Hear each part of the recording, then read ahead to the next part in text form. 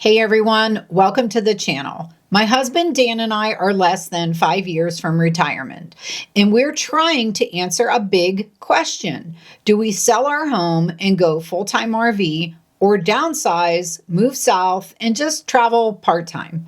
Honestly, this decision is coming down to math. So I dug into real full-time RV budgets, actual tracked expenses coming from 3 very different RVers that are currently full-time.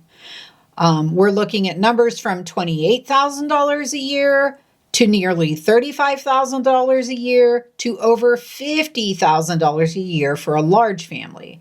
If we're going to make this leap, I need to know what it's really going to cost us. Most websites say full-time RV living costs between $1,500 and $5,000 per month. Technically, that is true.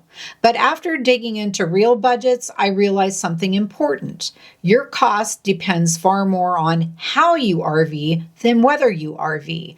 And that's what makes this so tricky for us, because we don't just need an average, we need to know what our version would cost. Let me show you what I found.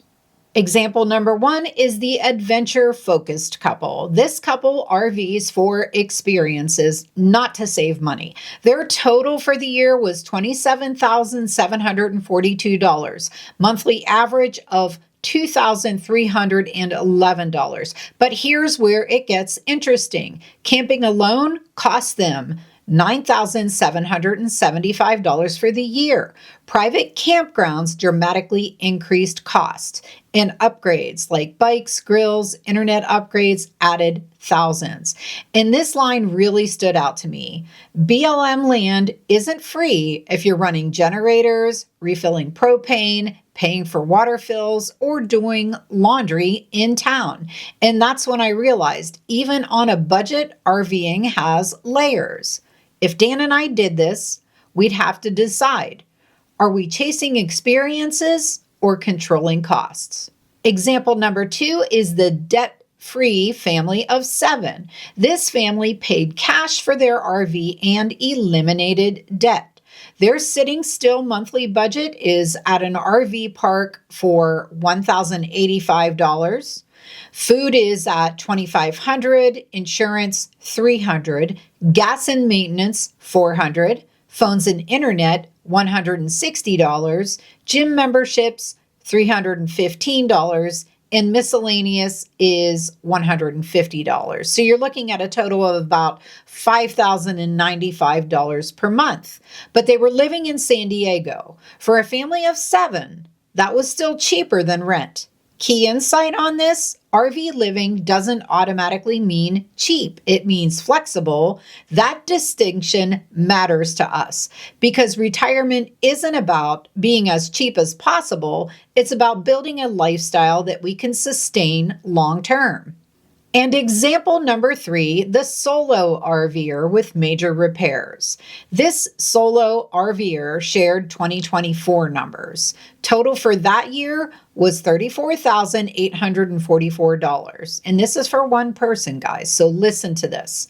$6,655 of that was for repairs. Without repairs, about $28,000 for the year. The breakdown highlights on this one: insurance, a little over $5,000. Fuel, $4,277. Repairs, $6,655.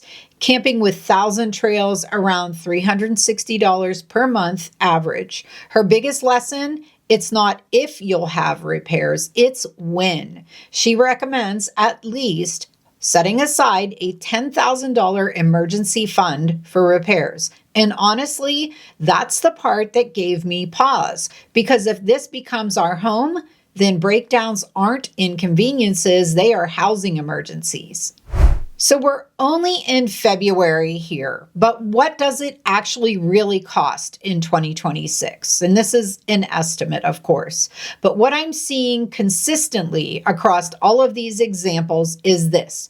Full-time RV living today typically falls between $28,000 and $42,000 per year, or roughly $2,300 to $3,500 per month for most realistic lifestyles. Lower if your RV is paid off, you slow your travel down, you boondock often, you avoid lifestyle upgrades, but higher if you finance your RV, you move around weekly, and you stay in private parks. If you love experiences, dining out, or constant upgrades, that also is going to be adding to that cost. So for us, the real question isn't, is RV life cheap? It was never going to be about that. It was never about lowering the cost of living. It has always been and will continue to be about what version of it would make sense to us for how we actually want to live. And the biggest hidden cost I found was not fuel. It wasn't campground fees. It was unpredictability. Tires go, diesel pumps fail, slides need repaired, internet upgrades, medical surprises, lifestyles creep up on us.